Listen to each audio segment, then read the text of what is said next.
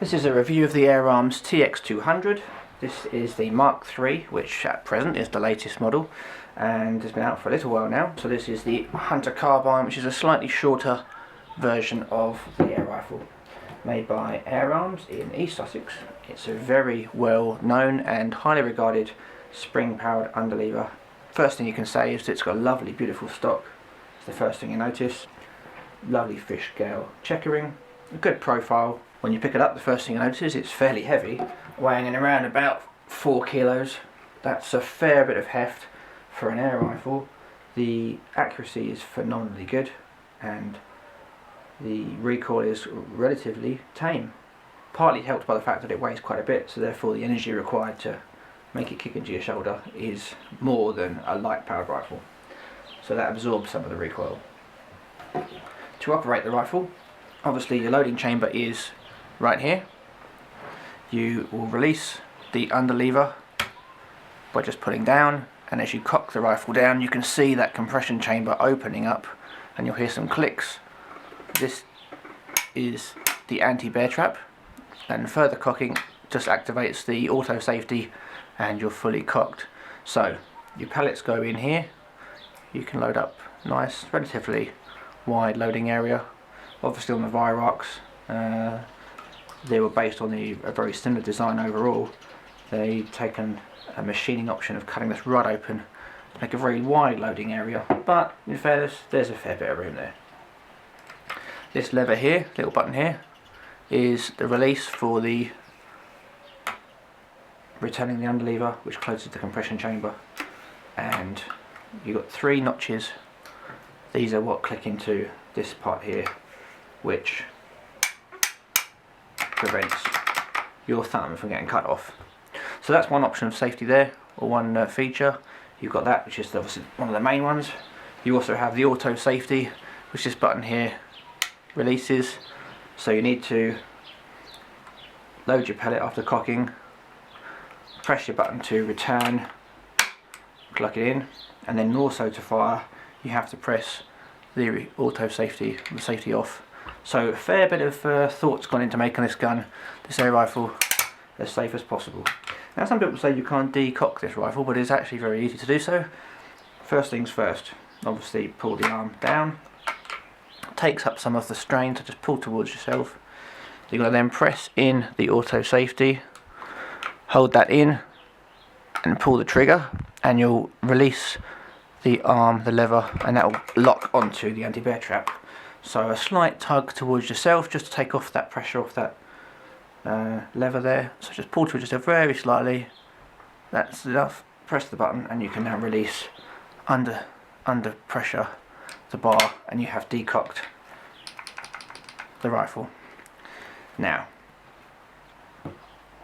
so with that in mind, you've got the very nice safety aspects on some of the copies and things that other, particularly Chinese manufacturers, have done, is they've not incorporated these features, and people have lost fingers, thumbs, and who knows what else they've put in there they might have lost. So it's a good gun. It's heavy, but that means it's quite accurate, or it helps to make it accurate and stable, and also stable on aim as you hold the rifle out. It's very steady because, you know, it's got the weight there, rather than a light gun where you're waving it around, a bit of wind pulls it to the side or something. It hasn't got that to worry about.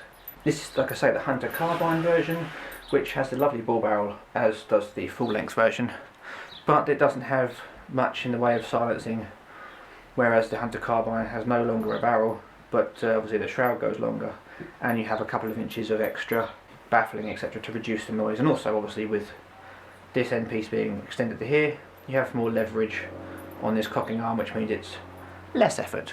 This is a fairly stiff arm to cock, or lever, but not too bad in fairness.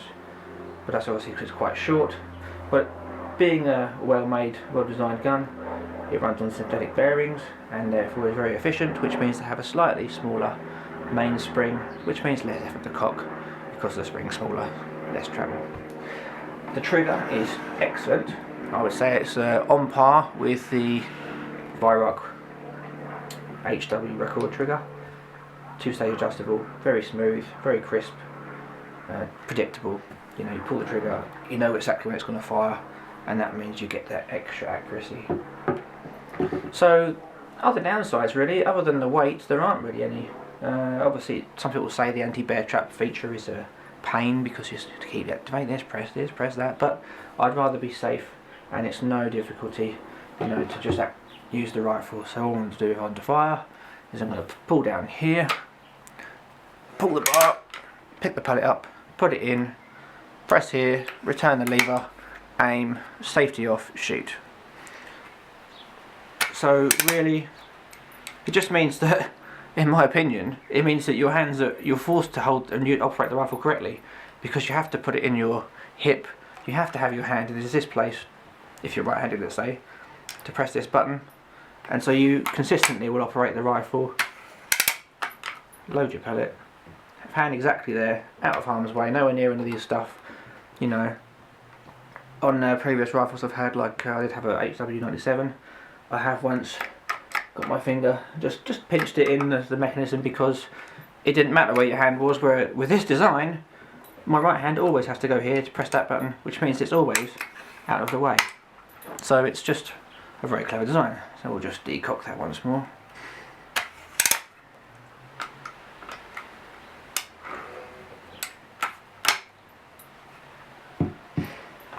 It's a very attractive rifle, as you can see, very attractive. And yeah, it served people very well. I have this in 177, you can get it in 22 of course, but I prefer 177 for accuracy at distance. So yeah, if you're thinking of buying one, make sure you hold it and shoulder it yourself to make sure the weight balance feels right.